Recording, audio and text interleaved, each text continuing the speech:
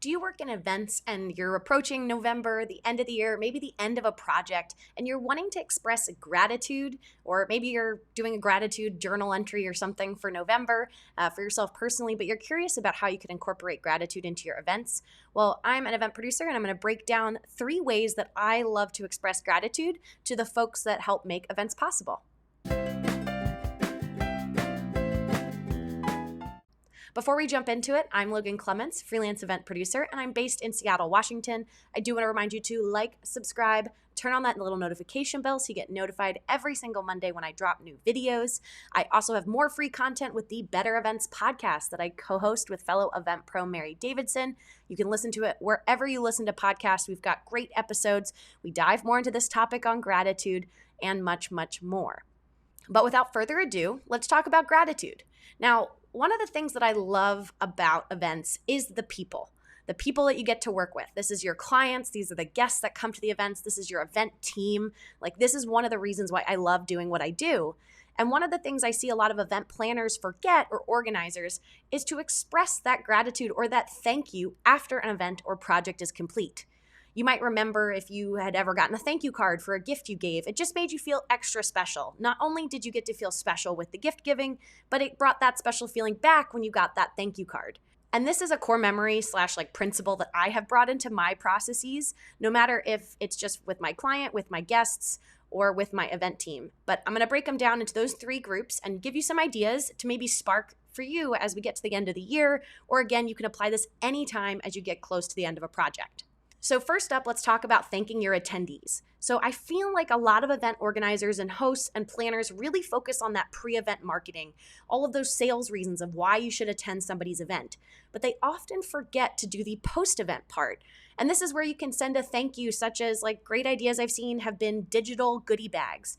Instead of all the tchotchkes and little odds and ends that we all get at an event, you could send something digitally. So like a digital gift card somewhere or a digital coupon off of one of your sponsors. But making sure you send a thank you email to them, thanking them for their time. Maybe you also can include a thank you to your sponsors, your speakers, your exhibitors, just giving everyone some extra shout outs. And this is a great place to put another call to action.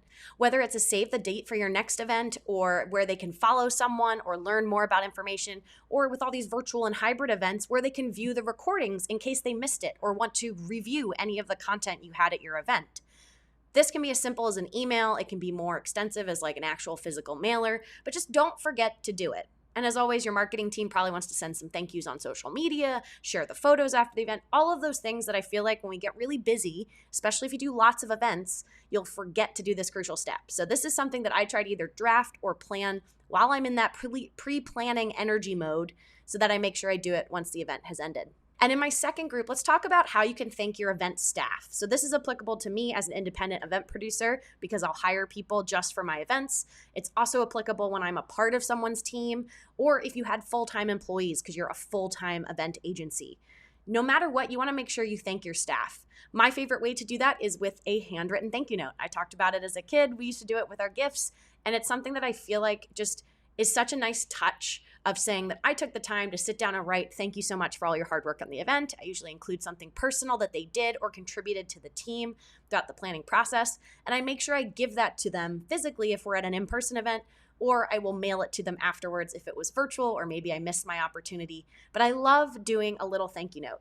I often like to include a little gift because I do love gifts, giving them at least. And often from Seattle, I'll bring chocolate if I traveled somewhere, something Seattle related, or coffee, or chocolate covered cherries are very big here in Seattle. But it can just be something small and from your local area you're in, or something you're passionate about. And it doesn't have to be really expensive. You could spend even 99 cents on the card and $1 on a bar of chocolate, or $2 on a bar of chocolate, and it really goes a long way. So just don't forget to thank people, and especially if you have volunteers. If you have people who have given you their time for free, you definitely need to thank them because they weren't paid to be there. So whether you're thanking them with a handwritten card, a gift card to Starbucks, I will actually say lowest hanging fruit for you right there. Starbucks gift cards or anything digital. I know you can send Chipotle gift cards, anything you can send, you just need their email address. It is so easy to give a very little bit of thanks to people for how much they are helping you with your event. And my last one would be thanking your clients. Now, this is something we don't just do in the event industry, but I feel like anybody in the service industry, or even in the goods, but they want to thank their clients, they will send them gifts. We're coming up on December here in 2022, so it's a very natural time of year to start sending out holiday cards or New Year's cards or thank you for working with me things. And I did start doing this a couple years ago. I first started out with just a card with some highlight pictures from my events, and I just gave a quick summary and thanked my clients for working with me. And I made a generic card, and then I added personal handwritten messages to each of them, and I mailed those out.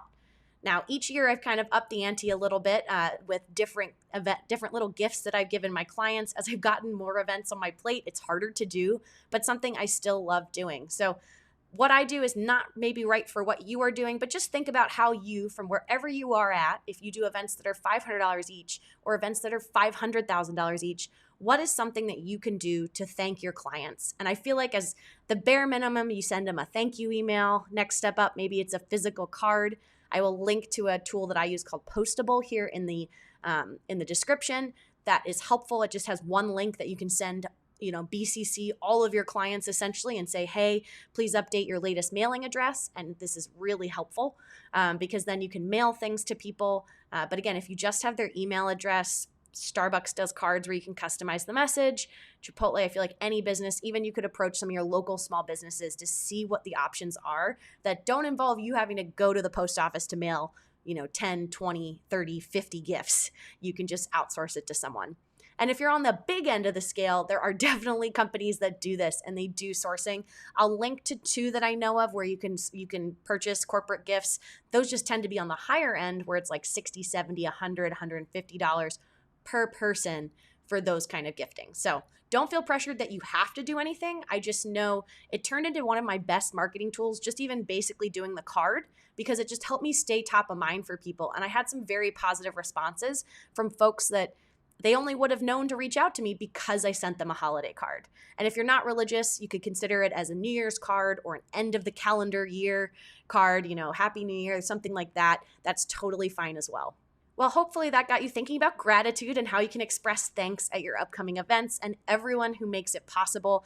Again, I highly encourage you to plan this out ahead of time because once you've done an event, it's really hard to find the motivation to do all these things that I just mentioned because you're so tired or fulfilled or overwhelmed or just emotionally exhausted from having finished that event planning process. So little things like packing your thank you cards with you when you go to the event and making sure you do them the day before. Do not try to do them on the event day. It is so hard with all the other things that come up. But take the time and know that you can always give thanks retroactively. If you've forgotten, it's been a month, it's been 2 months, you can still appreciate those people. That's all I have for you folks. I'm Logan Clements, freelance event producer. This has been another installment of my favorite tips and tricks when it comes to event planning and running your own business. I'll see you again in your feeds next Monday. Bye, folks.